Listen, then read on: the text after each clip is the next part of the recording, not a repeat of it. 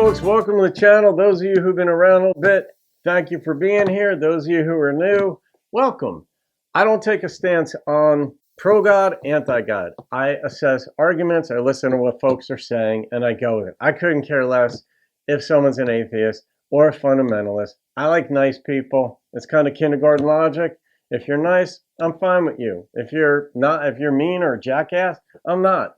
It doesn't even matter if I agree with you on religion or politics or science or anything. If you stand in your positions like a dick, that says it all. I'm not a big fan, and most people are the same.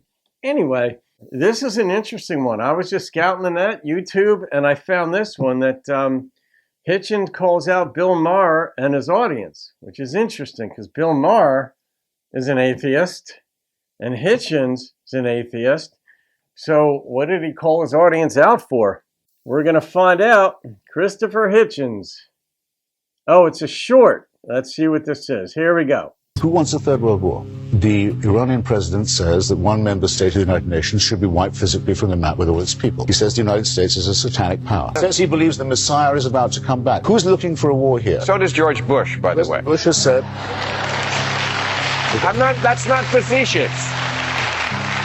That's not facetious. Your audience, which will clap apparently anything, is frivolous. I'm just saying. I've been on the Jon Stewart show, I've been on your show, I've seen you make about 5 George Bush IQ jokes per night, and there's no one I know who can't do it. You know what I think? This is now the joke that stupid people laugh at.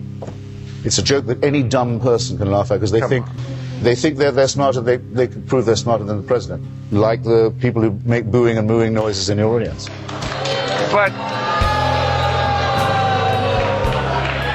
But sometimes it's none of whom are smarter than the president.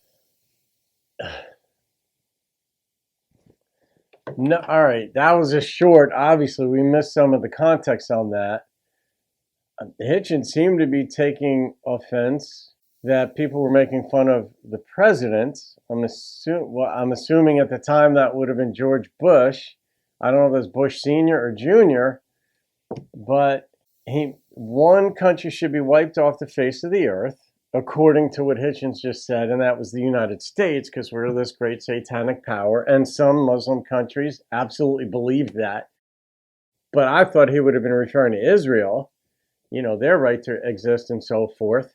But the argument here that one country believed that the Messiah was going to return, and then Maher responded that, well, so does George Bush, because he's Christian. So was the basis of Hitchens' disapprobation that would have been a religious war, but he seemed to take offense at Maher's audience for thinking they were smarter than the president. So I don't get that this was distinctly a religious debate, although it certainly was part of it between Hitchens and Maher, but both of them come down basically on the same side of the atheistic fence. They're both are. You know, Maher's been very clear. What did he make a movie, like Religulous or something like that, about how ridiculous religion is and so on. I haven't seen it.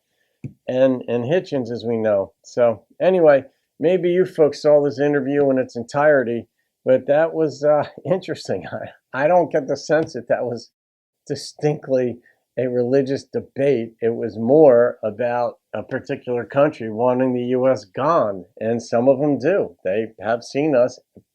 Many countries do. They just dislike us, period. So I guess when you're the top dog, the world power, you're going to be disliked. It's pretty much, who likes to see Alabama win the national championship every year? After a while, you're like, enough, let's see them lose. People feel that way about the U.S. What do we say? All right, guys, I hope you enjoyed that. Please subscribe if you haven't already. I'll see you on another video. Keep thinking theology if you can find it.